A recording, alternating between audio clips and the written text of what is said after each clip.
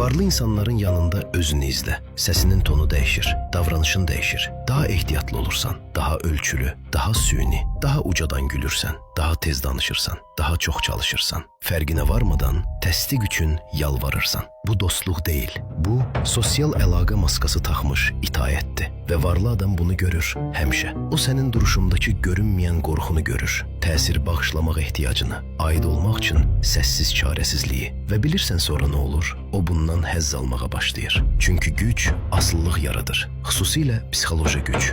Sən elə bilirsə səni yanında saxlayır çünki xoşu gəlir. Yox, sənin funksiyan var. Sən onu daha uca hiss etdirirsən, daha önəmli, daha üstün. Sənin varlığın onun statusunu təsdiqləyir. Sən onun uğurunun sübutusan, canlı müqayisə. Bəs sən niyə onun yanında qalırsan? Ümid, gücə yaxın olmağın səni dəyişəcəyinə inanırsan. Elə bilirsən kifayət qədər yaxın olsan, onun dünyasından bir parça sənə də keçəcək. Amma güc insanları nadir hallarda yüksəldir. Güc insanlardan istifadə edir. Varlı ilə kasıb nadir hallarda uzun müddət bərabər qalır. Nəhayət, biri psixoloji cəhətdən dominant olmağa başlayır. O biri uyğunlaşır, kiçilir, rol oynayır. Görünməyən qaydalara tabe olur və ən qəddarı budur. Kasıb insanların çoxu buna görə minnətdar olur.